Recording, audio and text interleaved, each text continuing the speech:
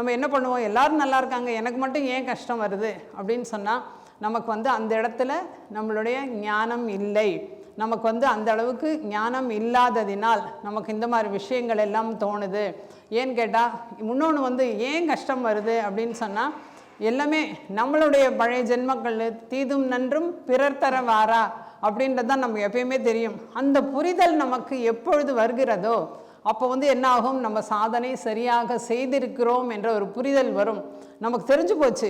தியானத்துக்கு முன்னாடி எல்லாருமே என்ன பண்ணோம், ஏன் நமக்கு மட்டும் இந்த கஷ்டம், அவங்கெல்லாம் நல்லா இருக்காங்களே, ஏன் நமக்கு இந்த மாதிரி வருது அப்படின்னு நம்ம யோசிப்போம். ஆனால் தியானத்துக்கு வந்ததுக்கப்புறம் சரி நாம் தேர்ந்தெடுத்து கொண்ட வாழ்க்கை அப்போ வந்துட்டு போட்டோம் அப்படின்னு அக்செப்டன்ஸ், அந்த புரிதல் கண்டிப்பாக வரும். அது என்னன்னா வந்தாச்சு, சரி நம்ம என்ன பண்ணலாம், நமக்கு தியானம் நிறைய பண்ணி நம்ம அதை ஏற்றுக்கொள்ளும் பக்குவம் அப்படின்றது கண்டிப்பாக தியானம் செய்யும் பொழுது வரும். இன்னொன்று யோசிச்சு பாருங்கள், நமக்கு கடவுளை குறை சொல்கிறோம் நம்ம.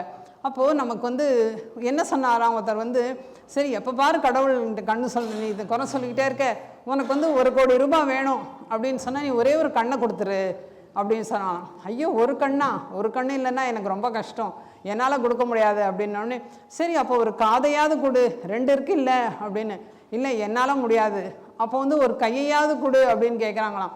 அப்படின்போது என்னால் எதுவுமே முடியாது. அப்போ யோசிச்சு பாருங்கள், எத்தனை நமக்கு கொடுத்துருக்குறாரு. நம்மளுடைய தேகம் தேவாலயங்கிறோம், ஃபுல்லாக நம்ம கொடுத்துருக்காரு. அதன் மூலியமாக நம்ம எவ்வளவோ விஷயங்கள் தெரிந்து கொள்ளலாம்.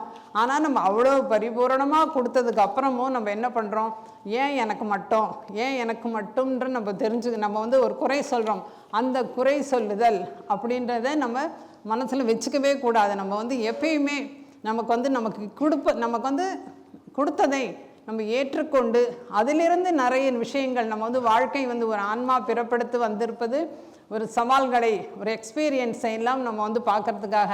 அப்போ என்ன பண்ணணும்னா அதை ஏற்றுக்கொண்டு பிரச்சனைகள் என்று புலம்பாமல் அதை ஒரு சவால்களாக ஏற்றுக்கொள்ள வேண்டும்.